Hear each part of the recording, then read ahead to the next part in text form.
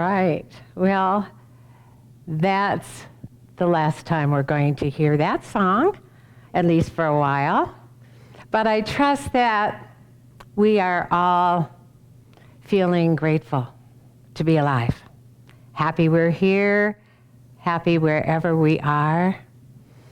Gratitude fills us with happiness that allows us to appreciate whatever we're doing, wherever we're doing it.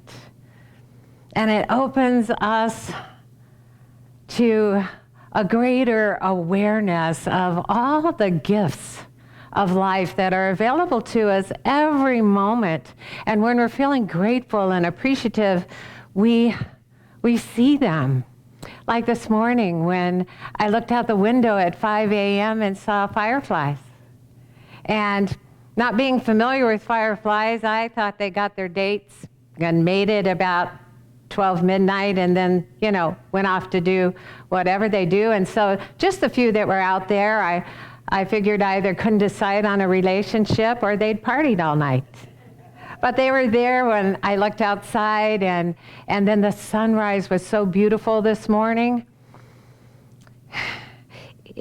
Being grateful can even cause us to appreciate the summer weather, however it shows up. And for example, there's a young man at Kroger's, and he's been a cashier there for as long as I've been shopping at Kroger's. And he appears to have a severe physical challenge that makes it difficult for him to walk and even makes it difficult for him to grasp the grocery items as he's checking them through. But he doesn't seem to allow that to stop him from enjoying life. And so often when he's ringing up my groceries, he shares with me about a trip he's planning to take or one that he's already taken. One time he went to Hawaii. And or he's talking about some extravagant thing that he's planning to buy. And he seems to be in such joy. And so the other day when the weather was in the mid-90s and everything seemed to either, with the humidity, seemed to either be curling or frizzing or drooping. And the bagger was complaining about the heat. And so the cashier said, we get just about 3 months of warm weather here in Michigan. Stop complaining and enjoy it. And I thought that was so beautiful. Gratitude brings out the best in every situation because gratitude brings out the best in us.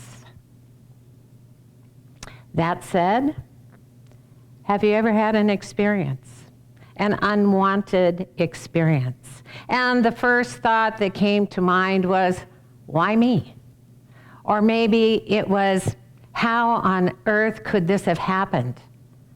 Or maybe it was even, this is so unfair.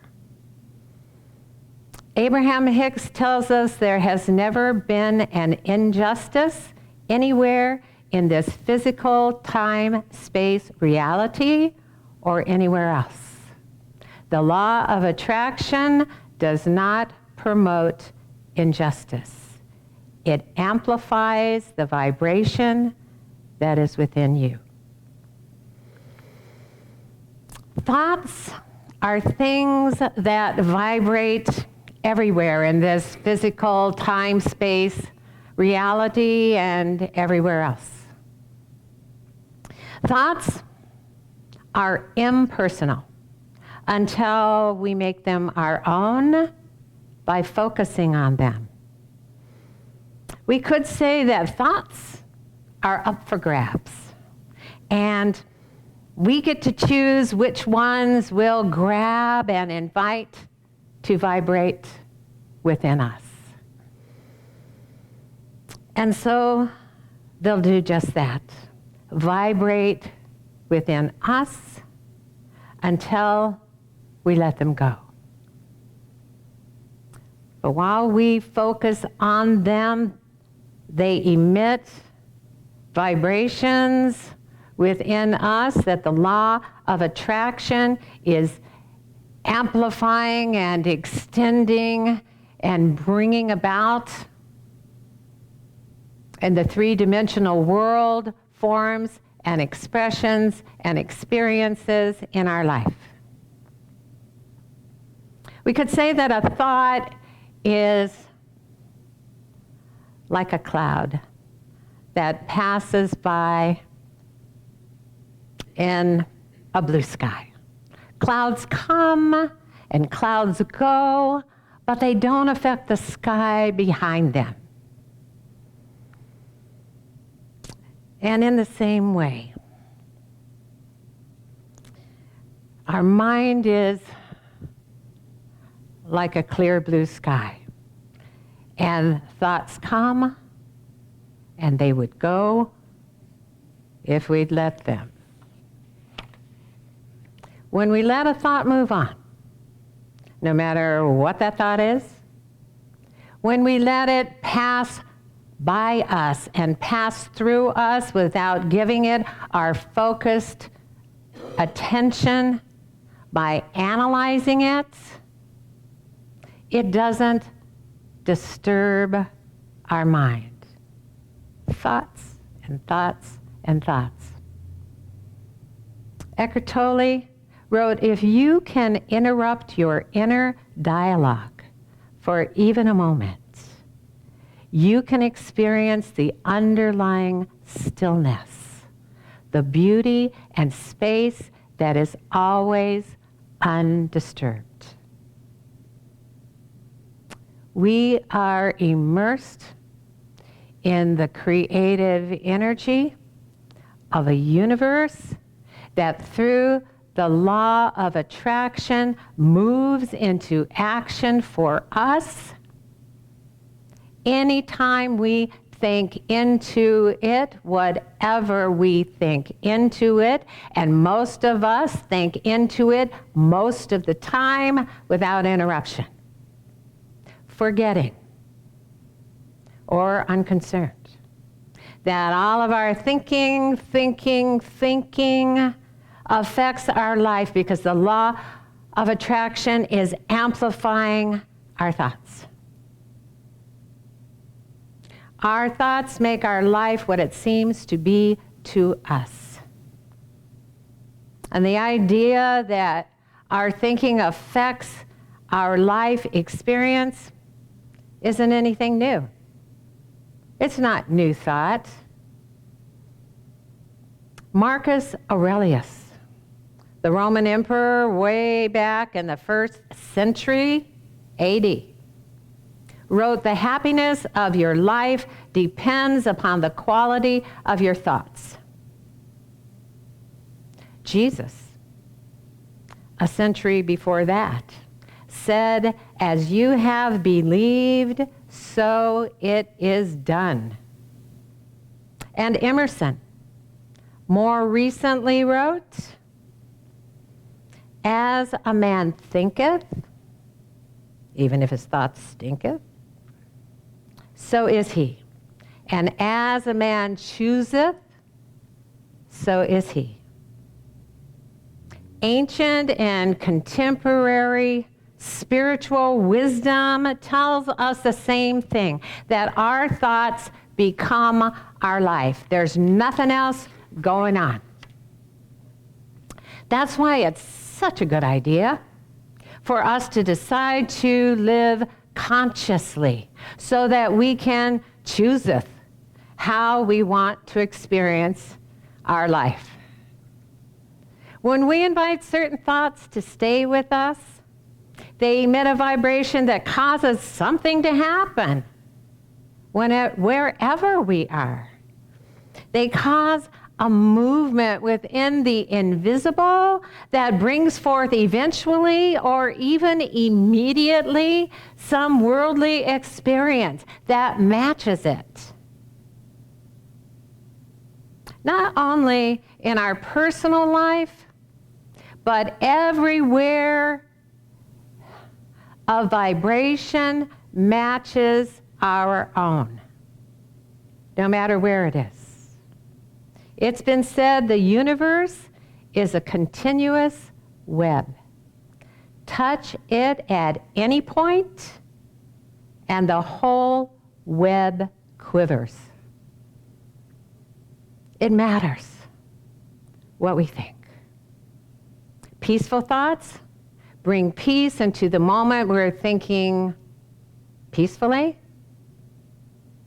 And if we focus on them long enough, their vibration attracts peaceful people and peaceful situations into our experience, and it also, our vibration of peace also supports expressions of peace in the world. We help the world quiver with peace. And angry thoughts bring anger into the moment that we are thinking angry thoughts. If we focus on them long enough, their vibration attracts angry people and angry situations into our experience, and the vibration of our anger also supports expressions of anger all over the world. We help the world quiver in anger. There's really only two ways for us to live our life.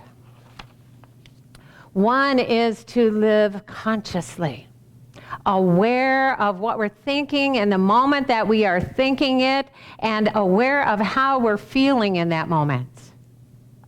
In this way, we become aware of which thoughts feel good and which ones don't. And then we can consciously chooseth to focus on the ones that feel good. It's that simple, really.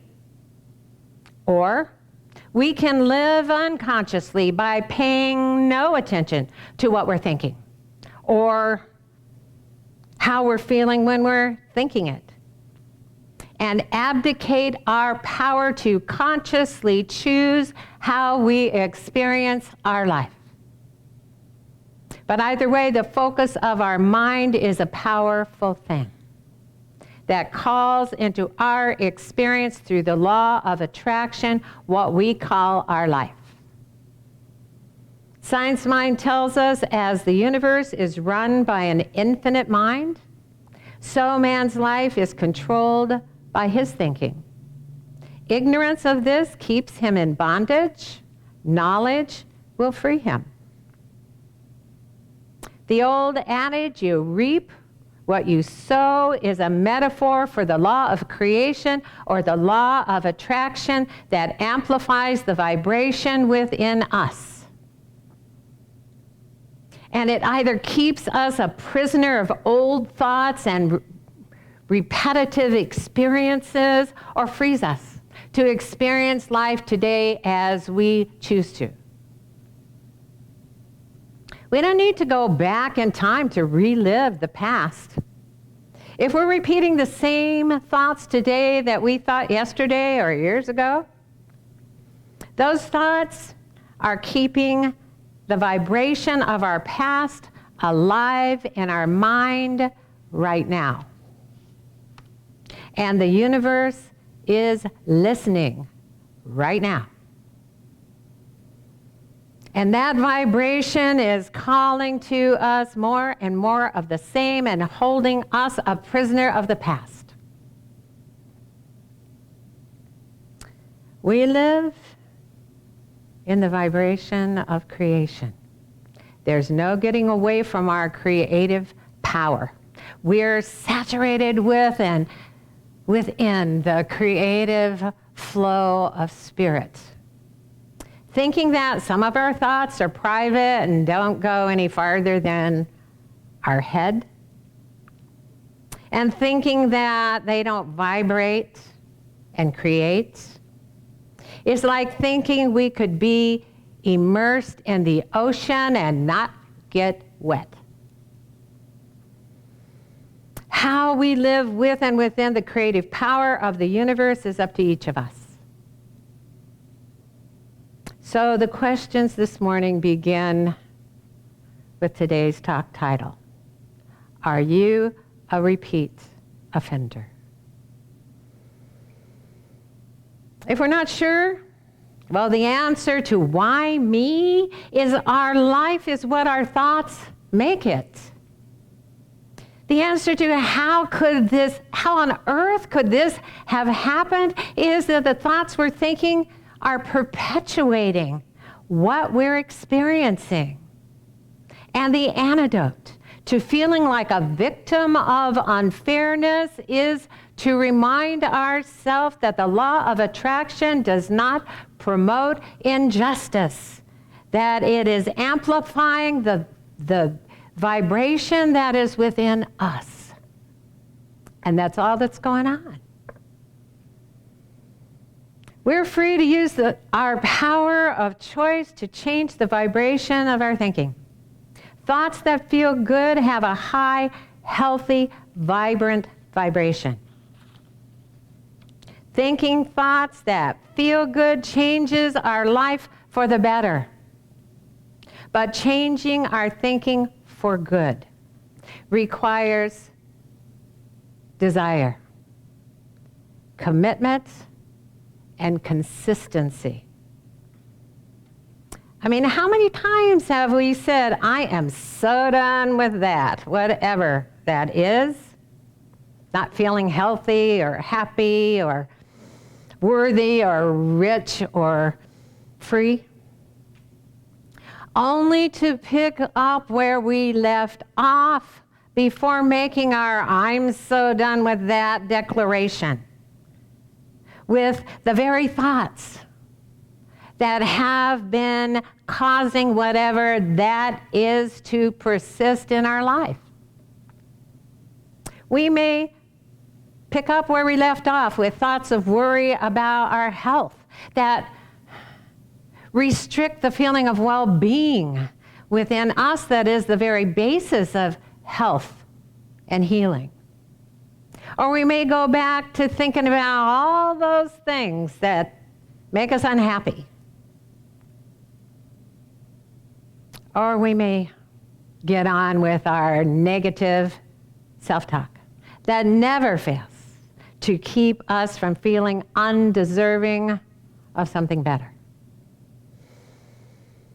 Or we may go back to lack by giving our attention to what we don't have or what's missing in our life or how expensive things are. Or we may start counting all over again. All those things we have to do that we don't want to do. All those obligations.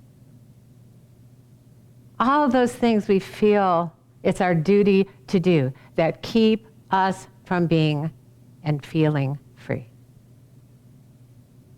Even though the divine source of life is unlimited, unless we change our thought vibrations, our habitual thoughts will continue to set up a vibratory barrier between us and the life that we want to live.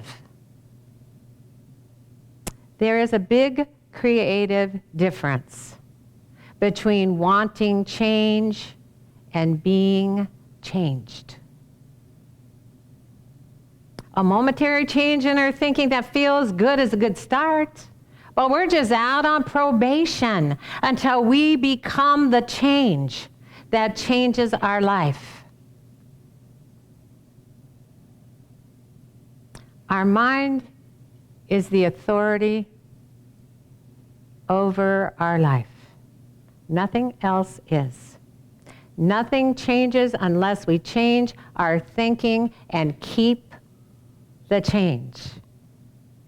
First, by focusing on the feeling of joy or peace or satisfaction within us that we believe some physical change will bring about.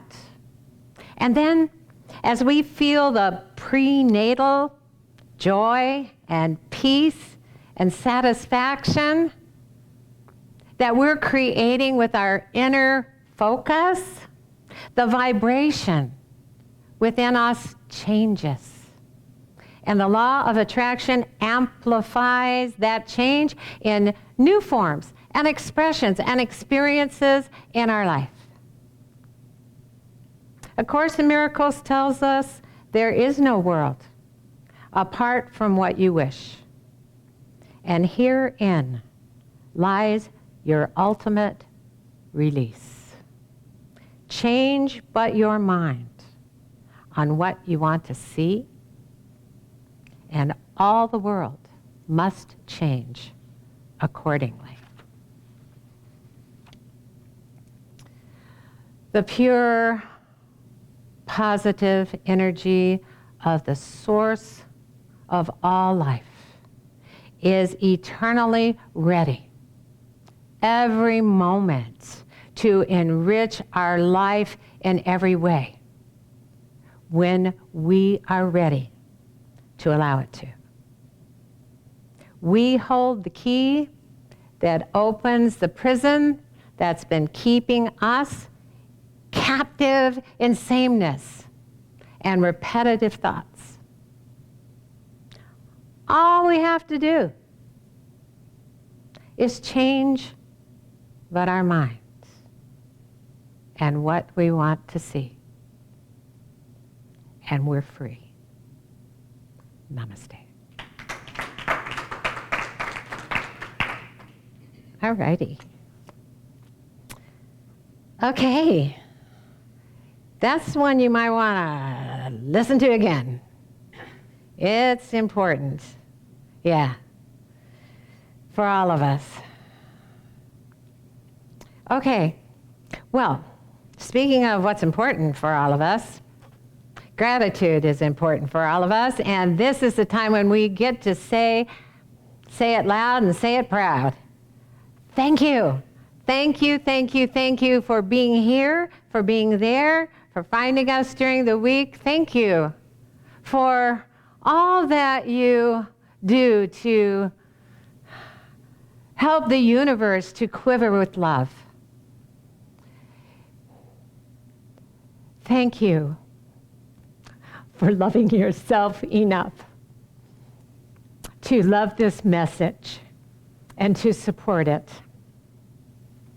And if up until now you've been wondering how you could support it because you love it so much, or if you just heard it today and you fell in love with the Life Enrichment Center and you want to know how to keep it going, well, our treasurer, Dr. Jamie Phillips, is here to tell you how.